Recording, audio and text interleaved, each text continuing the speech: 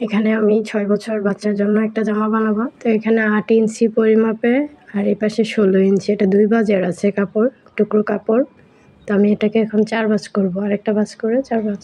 এখন আমি জামার উপরের অংশ কাটবো, তাই গলার অংশটুকু কাটলাম। এ পাশে 2 আর এ পাশে 3 ইঞ্চি, এ পাশে 2 আর লম্বালম্বি 3 ইঞ্চি। তো আমি এটাকে গোল শেপ করে নিব। পিছনের অংশের জন্য 3 ইঞ্চি নিলাম এখানে। তো এই পাশে কাঁধের জন্য 3 ইঞ্চি, গলার মাপের পর থেকে 3 ইঞ্চি পরিমাপ নিলাম। তো এখানে নিব হচ্ছে 5.5 ইঞ্চি বগলের মাপ। বাচ্চার স্বাস্থ্য বুঝে হচ্ছে বগলের মাপটা হবে। তো 5.5 ইঞ্চি নিলাম, এটাকে সমান করে দিলাম। তো এখানে রাউন্ড শেপ করে নিব, যেহেতু আমি পুরো কাপড়টাই নিব, বডির মাপ পুরো কাপড়টাই লাগবে। 7 ইঞ্চি আসে, তো 1 ইঞ্চি সেলাইয়ের জন্য নিব। 4 7 28 ইঞ্চি আর কি। আর এদিকের নিচে একটু সামান্য পরিমাণে বাঁকা করে কেটে দিব। তো বডির মাপটা হচ্ছে 4 ভাগের 1 ভাগ হয়, যেমন 4 7 28, বডির মাপ 28, এই জন্য আমি 7 নিছি। আর এদিকে অল্প পরিমাণে একটু বাঁকা করে কেটে দেব। আর এখন সামনের গলার অংশটুকু কাটবো, পেছনেরটা এক সাইডে রাখলাম। আর এটা সামনের অংশটুকু উপরে 7 ইঞ্চি বাদ রেখে বাকি যে নিচের অংশটুকু আমার যতটুকু পরিমাপ দরকার লম্বা, ততটুকু 26 ইঞ্চি নিলাম। এই যে উপরে 7 ইঞ্চি বাদ আর 26 ইঞ্চি এদিকে নিয়েছি, কারণ 7 ইঞ্চি তো যোগ হবে, আর এখানে 4 ভাঁজে কাপড়টা আছে।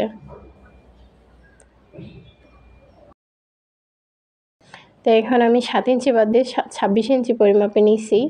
4 ভাঁজের কাপড়টাকে আমি 1 ভাঁজ কেটে দিব।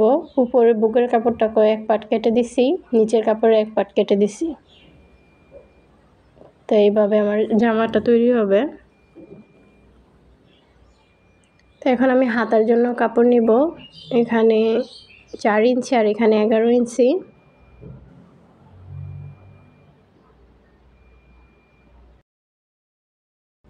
দুই টুকরা কাপড় আর কি। তো এখানে একটু করে এভাবে কেটে দিচ্ছি 2 টুকরা কাপড়।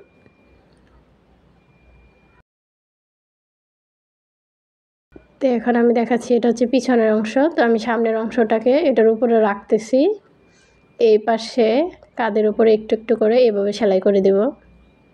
আর হাতার যে কাপড়টা কাটছি এটার সম্পূর্ণ সাইডে ভাঁজ করে, চিকন ভাঁজ করে একটা সেলাই করে দেব। তো এখন আমার কাঁধের অংশ জোড়া হয়ে গেছে। এখন হাতাটুকু আমি সেলাই করব এইভাবে কুচি দিয়ে।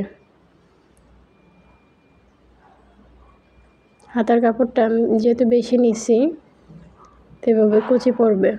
তো আমার হাতার অংশটুকু সেলাই করা হয়ে গেছে, আমি পিছনের অংশটুকু সেলাই করে ফেলছি। তো এখন সামনের অংশটুকু আমি দেখাচ্ছি, যে টুকরো টুকরো কাপড় কাটছিলাম, তো এইভাবে সামনের অংশটুকু এভাবে সেলাই করে রাখবো। যেহেতু সামনে সম্পূর্ণ অংশটা বোতাম হবে, তো আমি একটু লেস সেট করছি সামনের অংশটুকু। তো এখন আমি এখানে বোতাম করার জন্য কাপড় অ্যাড করব। তো এইভাবে আমি সম্পূর্ণটা সেলাই করে ফেলছি। আমি লেস সেট করেছি এখানে 2 গজ, কাপড় লাগছে হচ্ছে 1.5 গজ।